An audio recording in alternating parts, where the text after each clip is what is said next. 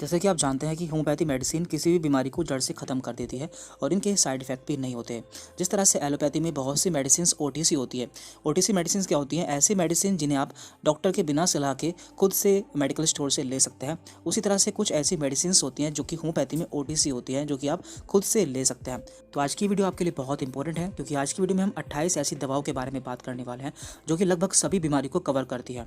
तो आपको इनके बारे में पता होना चाहिए। होम्योपैथी में इन मेडिसिन को बायोकेमिक कम्बिनेशन टैबलेट्स कहते हैं, जिनमें कि कुछ सॉल्ट्स का इस्तेमाल किया जाता है। तो इनमें कुल मिलाकर 12 सॉल्ट इस्तेमाल किए जाते हैं, जो कि है calcarea fluor, calcarea phos, ferrum phos, kali mur, kali phos, kali sulph, magnesium phos, natrum mur, natrum phos, natrum sulph, silicea and calcarea sulph. तो इन सभी को एक निश्चित अनुपात में मिलाकर दवाएं बनाई जाती हैं। तो ये एक नंबरिंग फॉर्म में आती है, जैसे कि BC1, BC2, BC3। तो इस तरह से एक सीरीज़ होती है। तो हम BC1 से स्टार्ट करते हैं, यानी कि बायोकेमिक कम्बिनेशन नंबर 1 से स्टार्ट करते हैं। तो यहाँ पर है BC1, जिसमें कि calcarea phos, ferrum phos, natrum mur and kali phos को इक्वल मात्रा में मिलाया जाता है। तो इस मेडिसिन का यूज़ एनीमिया, यानी कि जब भी हमारी बॉडी में खून की कमी हो जाती है, पुअर डाइजेशन, हमारा पाचन तंत्र सही नहीं होता, या फिर शारीरिक कमजोरी हो जाती है, तो इन सभी केस में इस मेडिसिन का इस्तेमाल किया जाता है। अब बात करते हैं हम BC2 के बारे में, यानी कि बायो कम्बिनेशन नंबर 2 के बारे में, जिसमें कि kalium phos, magnesium phos, natrum mur and natrum sulph medicine को यूज़ किया जाता है। इस मेडिसिन का इस्तेमाल अस्थमा, जिसे कि हम आम भाषा में दमा भी कहते हैं, इस केस में किया जाता है, या फिर ऐसी कोई भी सिचुएशन जिसमें कि हमारा सांस फूलने लगता है, उस समय हम इस दवा का इस्तेमाल कर सकते हैं। इसके बाद यहाँ पर है BC3, जिसका इस्तेमाल कोलिक, यानी कि जब भी हमारे पेट में दर्द होता है, वो चाहे किसी भी कंडीशन में हो, बच्चों में हो, जब बच्चों के दांत निकलने वाले होते हैं तो उस समय उनके पेट में दर्द होता है, तो उस समय भी हम इस दवा का इस्तेमाल कर सकते हैं। इसके बाद यहाँ पर है BC4। तो ये BC4 का यूज़ हम कॉन्स्टिपेशन के केस में करते हैं, जिसे कि हम आम भाषा में कब्ज भी बोल देते हैं, जिसमें हमें सही से स्टूल पास नहीं होता और कभी कभी हमें कॉन्स्टिपेशन के साथ में सर में दर्द भी होता है, तो उस समय भी हम इस दवा का इस्तेमाल कर सकते हैं। देखिए, ये सभी दवाएं टैबलेट फॉर्म में आती है, जिसमें कि इनकी कुछ पोटेंसीज होती हैं, जैसे कि 3x, 6x। तो कौन सी पोटेंसी कब इस्तेमाल करनी है, ये आपके डॉक्टर डिसाइड करता है। इसके बाद यहाँ पर है BC5। तो BC5 दवा का इस्तेमाल कोराइजा के केस में करते हैं। कोराइजा क्या होता है? सर्दी जुकाम हो जाना, छींके आना, या फिर नाक से पानी बहना, तो ये सभी इसके सिम्टम्स होते हैं। तो इस कंडीशन में हम BC5 दवा का इस्तेमाल करते हैं। इसके बाद यहाँ पर है BC6। इसका इस्तेमाल हम कफ, कोल्ड एंड कैटरेक्ट में करते हैं, यानी कि खांसी आना, ठंड लग जाना, इन सभी केस में BC6 मेडिसिन का इस्तेमाल किया जाता है। इसके बाद यहाँ पर है BC7। तो BC7 का इस्तेमाल हम डायबिटीज़ के केस में करते हैं। डायबिटीज़ को हम आम भाषा में मधुमेह या फिर शुगर की प्रॉब्लम भी कहते हैं। इसके बाद यहाँ पर है BC8। तो BC8 दवा का इस्तेमाल हम डायरिया, या फिर जिसे कि हम आम भाषा में लूज मोशन बोलते हैं, या फिर दस्त लग जाना बोलते हैं, तो इस केस में हम BC8 मेडिसिन का इस्तेमाल करते हैं। इसके बाद यहाँ पर है डिसेंट्री। तो डिसेंट्री के लिए हम BC9 मेडिसिन का इस्तेमाल करते हैं। डिसेंट्री को हम आम भाषा में पेचिस की प्रॉब्लम भी बोलते हैं, जिसमें हमें दस्त के साथ में ब्लड या फिर म्यूकस भी देखने को मिल सकता है। इसके बाद यहाँ पर है BC10। तो BC10 मेडिसिन का इस्तेमाल जब भी हमारे टॉन्सिल्स बढ़ जाते हैं, एनलार्ज टॉन्सिल्स, तो उस समय हम इसका इस्तेमाल करते हैं।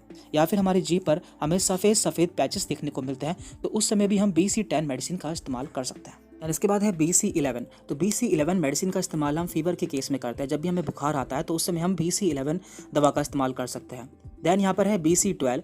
तो BC12 का इस्तेमाल हम हेडेक, यानी कि जब भी हमारे सर में दर्द होता है, तो उस समय हम BC12 मेडिसिन का इस्तेमाल कर सकते हैं। दैन यहाँ पर है BC13। तो इसका इस्तेमाल लिकोरिया के केस में किया जाता है, जैसे कि हम आम भाषा में सफ़ेद पानी आना, जो कि महिलाओं की समस्या है, तो उस समय हम BC13 मेडिसिन का इस्तेमाल कर सकते हैं। इसके बाद यहाँ पर है BC14। तो BC14 दवा का इस्तेमाल मिज़ल्स के केस में किया जाता है। मिज़ल्स एक वायरस के द्वारा होने वाला इन्फेक्शन है, जो कि स्पेशली छोटे बच्चों में देखने को मिलता है। इसमें बच्चों को छींकें आती हैं और उनकी नाक से पानी बहता है, तो इस केस में हम BC14 दवा का इस्तेमाल कर सकते हैं। इसके बाद यहाँ पर है BC15। तो BC15 दवा का इस्तेमाल मेंस्ट्रुअल प्रॉब्लम्स में करते हैं, यानी कि महिलाओं में जब पीरियड के समय प्रॉब्लम्स होती है, जैसे कि इरेगुलर मेंसेस, अर्ली मेंसेस, तो इन सभी केस में हम BC15 मेडिसिन का इस्तेमाल कर सकते हैं। इसके बाद यहाँ पर अगली दवा है BC16। इस दवा का इस्तेमाल हम मेंटल प्रॉब्लम्स में करते हैं, यानी कि जब भी हमें अपने माइंड से संबंधित कोई परेशानी होती है, जैसे कि डिप्रेशन यानी कि तनाव, इसके अलावा कन्फ्यूजन, या फिर स्लीपलेसनेस, यानी कि हमें नींद नहीं आती है, हमें चिंता होती है, घबराहट होती है, तो इन सभी केस में हम इस दवा का इस्तेमाल कर सकते हैं। इसके बाद यहाँ पर है BC17। इस दवा का इस्तेमाल हम पाइल्स या फिर बवासीर के केस में करते हैं, तो चाहे वो ब्लीडिंग पाइल्स हो और चाहे वो बिना ब्लीडिंग के पाइल्स हो, और पाइल्स के साथ में यदि कमर में दर्द होता है, तो उसमें भी ये दवा बहुत ही अच्छा काम करती है। इसके बाद यहाँ पर है BC18। इस दवा का इस्तेमाल हम पायरिया के केस में करता है। पायरिया में हमारे मसूड़ों या फिर हमारे गम से खून आता है और उसमें इन्फेक्शन हो जाता है। देन यहाँ पर है BC19। इसका यूज़ हम रूमेटिज्म के केस में करते हैं, यानी कि जब भी हमारे जोड़ों में दर्द होता है, उसमें इन्फ्लामेशन हो जाता है, तो उस समय हम BC19 मेडिसिन का इस्तेमाल कर सकते हैं। इसके बाद BC20।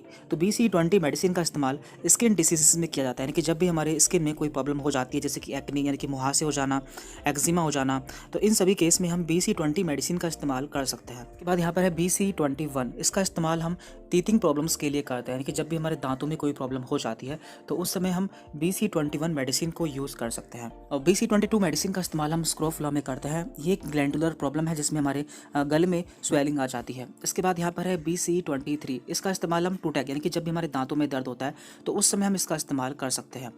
इसके बाद यहाँ पर है BC24। तो BC24 एक बहुत ही महत्वपूर्ण मेडिसिन है। इसे हम 5 फोर्स मेडिसिन कहते हैं। एक तरह से ये होम्योपैथी का मल्टीविटामिन है, क्योंकि इसमें सभी फोर्स पाए जाते हैं, जैसे कि calcarea force, ferrum force, Kali force, magnesium force and natrum force. तो इसका यूज़ हम एज अ हेल्थ टॉनिक कर सकते हैं जब भी हमें कमजोरी लगती है, हमारे शरीर में खून की कमी हो जाती है, और उन सभी कंडीशन में हम इसका इस्तेमाल कर सकते हैं।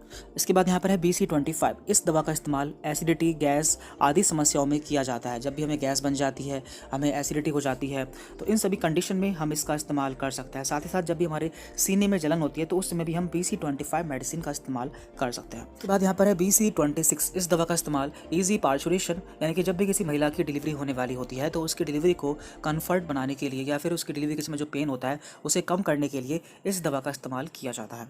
और इसके बाद यहाँ पर है BC27। इस दवा का इस्तेमाल लेक ऑफ वाइटलिटी, यानी कि सेक्सुअल पावर को इंक्रीज करने के लिए BC27 मेडिसिन का इस्तेमाल किया जाता है। और लास्ट है यहाँ पर BC28। तो इसमें लगभग सभी सॉल्ट पाए जाते हैं और ये एक हेल्थ टॉनिक है। आप इसे लगभग सभी बीमारी में इस्तेमाल कर सकते हैं। जब भी हमारी बॉडी में कमजोरी रहती है, हमारा न्यूट्रिशन सही नहीं रहता, उस समय भी हम इसका इस्तेमाल कर सकते हैं। तो यहाँ पर हमने लगभग सभी बायो कॉम्बिनेशन टैबलेट्स के बारे में बात कर ली है। आप इनमें से कोई भी दवा इस्तेमाल कर सकते हैं। बस आपको डॉक्टर से कंफर्म करना होगा कि आपको उसकी कौन सी पोटेंसी में उसे इस्तेमाल करना है। Thank you very much.